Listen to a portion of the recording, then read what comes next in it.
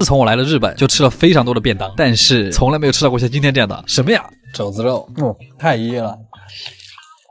今天在油馆看了家特别劲的店，据说它是一家专门为大胃王设计的便当店，店长甚至还开启了一个挑战，如果你能顺利吃下这个2间的便当，就可以迎娶他的女儿。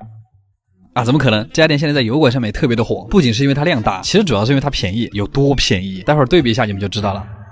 今天我们来的地方是龟户，今天我们还特意找了个大胃王，林华，注意看，他今天特地穿了一件宽松的衣服，看来他并不打算保留任何实力。我以前在学校门口点了半截面，被同学笑了1学期。这个就是他们家的店面，非常的朴素，门口的横幅就写着寻求挑战1公斤便当的人。店里的便当也非常直接，想吃什么都可以直接拿起来看。我发现它种类异常的丰富，价格和重量也写得很清楚，有鳗鱼炸鸡厚蛋烧，也有生姜火腿可乐饼，还有这种炸鸡超厚肘子肉，还有这种大阪烧、炸鸡、章鱼小丸子。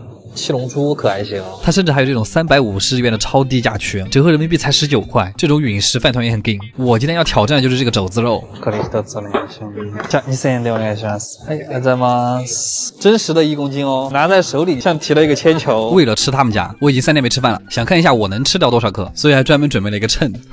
好大的小区！到家我们先要给便当加热，但是你猜怎么着？嘿嘿，他那个底盘直接被压死，笑死！那个微波炉根本转不动它。但是不管3721、79 28，废话说太多，我们开始吧。这个总共是5片肘子肉和4坨炸鸡，中间还有一条炸虾，一点咸菜。它这里面的菜都是今天早上用新鲜食材做出来的，所以我们先尝一下鸡块，看是不是真肉。是真肉。它这个炸鸡应该怎么形容？其实没有很多淀粉，但它就是有点像跑了1000米之后的我，软了，比我想象中的更扎实。不能说难吃，就是有点噎人。来，我们便当的重头戏肘子肉，它真的是很厚的一片，感觉它在扯我的筷子。好日本的味道，特别的照烧。先说感受，好吃，特别的肥，像咸烧白的加厚版，但是它是日式照烧的口味，又咸又甜。当你把它里面的油嚼出来的时候，你就会很想刨饭。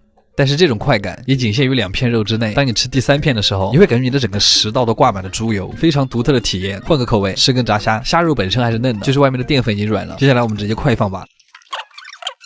谁能替我把这期视频拍完啊？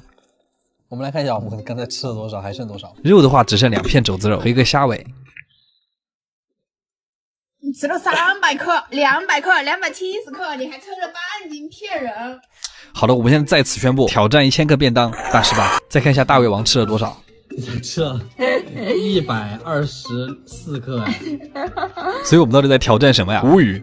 当然吃不完的我们还是要打包回去继续吃。不能浪费，家人们。今天的视频非常愉快，而且推荐指数7分，嘎威尔。寿喜烧又叫厨烧。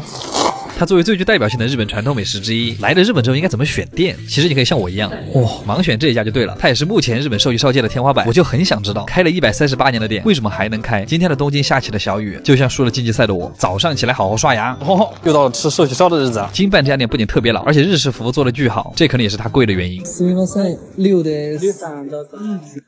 3米多，整个过程会有很多姐姐服侍你，所以第一次来也不用紧张。我们预定的是他们家最好的极上和牛，一盘肉32000元，32000就这么多，以及一堆摆盘很好看的小菜。第一盘叫做小西物，主要是一些凉菜，这个炭烤血子很好吃，又上了一小盘刺身，老3样，鲷鱼、金枪鱼和章鱼，生鱼片也是传统日料里的一个必要环节。吃完这些，阿姨就会开始准备寿喜烧了。关东的寿喜烧做法很简单，就是在热锅里面倒入寿喜烧料，关西的话还会在盘子里面刷一层糖，现在空气里都弥漫着汤汁的甜味。它那个肉展开有这么长，你会看着这个肉慢慢冒泡鼓起来，然后从粉色慢慢变成棕色，等到肉只剩一点粉色的时候，就会放到蛋液里给你端过来。第一盘原汁原味，只有鸡蛋跟牛肉，我已经吞了无数次口水了。因为它那个肉的雪花，所以这个肉吸起来特别顺滑，再裹满鸡蛋液，你就算没有牙也可以吃得很开心。好了，继续吃饭。第2片肉按照惯例会加一些蔬菜和最重要的魔芋丝，它就像蚂蚁上树里面的粉条。这一筷子挂满了料汁和油水，你甚至可以再卷一点葱或者牛肉。吞下去之前再送口饭进嘴，直接暴击。米饭跟肉一起嚼才香嘛。第3片肉就会在锅里下一些清新的蔬菜，像是茼蒿和萝卜。谁煮火锅不加茼蒿啊？阿姨又帮我们盛好了新的一碗，但这次我们先尝一下豆腐。这种豆腐一般是烤过的，也是特别能吸水。豆腐好嫩。豆腐背后因为切了2刀，所以特别入味儿。然后是茼蒿。在吃完所有的肉之后，还会有一个寿喜锅盖饭，感觉吃起来很快，也很满足。阿吉推荐指数9分，嘎威尔太撑了。我今天终于领会到了北海道海鲜的魅力。都说北海道的海鲜在全球都很出名，但是为什么呢？真正在这儿吃了之后才知道，师傅的技艺和食材的好坏原来这么重要。这也是2023年的第一家满分店铺，非常开心，那就一起出发去北海道吧。我们坐的是新干线，走日本的海底隧道过去，坐了6个小时，打了11把排位，赢了1把啊！到了已经晚上10点，第二天早上起来非常有精神。哇，北海道居然一点都不冷，打车直接去店里，门口长这样式儿，感觉随时会有雪女出现，那希望是 SP 雪女。怎么废话讲那么多？そうですね。予約した量です。12時半で。啊，这是今天的大酱，还有点帅，店里安静的恐怖。不能说话。点的是他家的omakase course，第一个菜海苔拌的金枪鱼肉末，下面是海贝酱油或者紫姜末和葱一块吃，黏糊但是鲜甜。还有山药。接着是日本队的代表果冻生白子，它其实看起来像老花，但是吃起来更像鸡肾。它这一口下去，满满的流动的蛋白质，胆固醇式的奶香，让人不禁觉得这部比生蚝更补，好像只有新鲜的白子才会有那个奶味儿。接着是老朋友刺身小拼盘，所以回到北海道的海鲜为什么那么好吃？查了一下很简单，因为北海道是一个被3大海洋围绕的地区，所以这里的海水特别冷，因此鱼的脂肪就比较高，那么肥鱼就很香，跟和牛卖的贵是一个道理。先来一块刺身，对于口感的最高评价，粉加多了的龟苓膏，白雕一般是蘸咖喱盐，需要激发一下它的鲜味儿。粉雕就裹着紫苏花吃就可以了，它这个肉居然是脆的，有点像凉拌鱼皮那个口感。接着是活章鱼拌鱼干，拌着姜末和洋葱一块吃，你就当是在吸四川凉粉。然后是芝士海螺肉，它里面装的全是奶奶的螺肉汤，是那种油香油香的汤底。接着是海鲜蒸蛋，怎么还没上寿司啊？不过你不要看这一碗很小，里面塞了虾仁、鲍鱼、蟹腿、鱼子和干贝，就像是一碗海鲜版的佛跳墙。但是小心烫嘴，再来一块鲷鱼西京烧，说白一点就是甜口的烤鱼，筷子轻轻一夹就碎开，像极了爱情。接下来这个好像还挺厉害，蟹腿芝士泥混合物，可以看到满满的蟹腿鲜味，是种很温柔的蟹肉味。吃完这个清一下口，终于到寿司了，我真的好饿。第一块甜鲷，好漂亮的淡粉色，用肉身蘸一点咖喱盐，米饭和盐都是用来激发鲷鱼本身的味道，直接香到脱粒。一般在这种店，到了寿司环节，上菜都会变得很快，上一块刚吞下去，第二块就来了，金枪鱼背身，上面切了很多刀，是为了锁住酱油，下面的米饭只有一丁点，甚至看不到。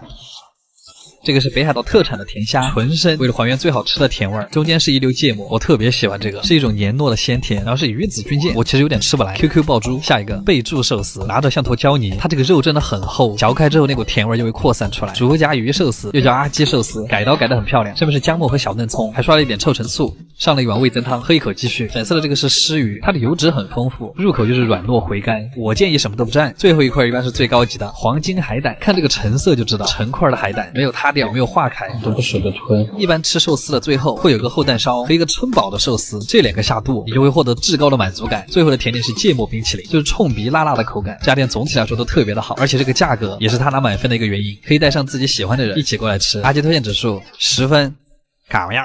日式烤串，它其实还真有点东西，就跟成都的火锅一样，天天吃就有点腻，一天不吃你就感觉身上有小鸡在爬。东京的我们已经吃的差不多了，又到了吃串的时候。昨天因为那家拉面店闪现到了京都，我们又回到了仙斗町，上一次吃寿喜烧的地方。其实我每一次来京都都会感叹，这里的氛围感是拉满了的。在这种地方吃饭，你就会觉得好像多收一点钱也可以接受。啊，这说什么呀？好装呀！知道了。今天来的这家店也算小有名气，店里人很多，也很有烟火气，有点像深夜食堂热闹版。我好像很久没有坐在过大酱面前了，有点小拘谨。他们家的小菜是用纸包着的，以为是什么稀奇玩意儿，但其实是毛豆，就感觉有创意，但不是很多。第一个前菜是一个冷的厚蛋烧，配了一坨很厚的萝卜泥，那种冷冷的奶香，有一种像蛋卷冰淇淋的感觉。这种咸甜的东西最开胃。然后是一盘薄切的牛舌尖肉，牛的舌尖肉会特别的嫩，烤得恰到好处的口感弹牙，越嚼越像火锅里的脆毛肚，再加上爽脆的莲菜，典型的日式山椒味，好棒。他们家怎么说呢？你吃的速度一般跟不上烤的速度。猪肉卷杏鲍菇，在外围刷了一层甜酱，其实杏鲍菇本身的口感就很像肉，所以吃起来会有一种港式叉烧的感觉。鸡胗是我吃串必点的，我真的对这些下水的串不能拒绝，那种带着炭火香味的嘎吱嘎吱的脆感，别人都是美酒配美人，我是帅哥配烤串，有点普信的感觉。接下来这个像棒棒糖一样的是猪肉卷生菜，我一直觉得创作出这个的一定是个天才。这个我可以整10串，巨健康。油腻的猪肉和清爽的蔬菜，就像我和满岛光有一种般配的感觉。这串比我脸还大的虾属实很让人心动，因为烤得很脆，所以特别好剥。他们家的虾其实比较绵软，不过我还是更喜欢那种现捞起来 Q 弹饱满的虾。猪肉包番茄这个我很喜欢，它其实和提灯有异曲同工之妙。提灯打包的是蛋液，它打包的是番茄汁，油水或者酸甜的汤汁顺着你的舌头往下流。刚才的烤生菜就是清爽，这个就是温润。下一串烤牛肉，他家的牛肉吃起来就是一个入味，但可惜它是美国牛肉，就是因为它吃起来非常的硬。我真的很爱烤香菇，香菇巨吸汁儿，我觉得它吃起来就是素鲍鱼，表面上刷了一层猪油，更香了。我就在喝水。然后这个是猪肉包红薯，8竿子打不着的一个组合，这个红薯的调味会盖过肉香。我还是想念东北的拔丝地瓜。烤鸡腿肉嘛，只能说不如烧鸟店，它是黑胡椒山椒调味，就是很下酒。哇，猪肉包半熟蛋太好吃了，鸡蛋是提前卤过的，就它虽然然是糖稀，但是又不会有液体。它中间那一坨吃起来特别像慕斯，再加上猪肉，好吃。它这个茄子烤的也很多汁。我发现我判断蔬菜好不好吃，主要是看它水多不多。同样的口感，但却没有香菇好吃。在日本，像这种传统居酒屋里面的串儿啊，都非常的有创意，真的很适合聚餐。但是想吃好吃的烧鸟，还是选择正宗的烧鸟店比较好。好了，阿基推荐指数8分。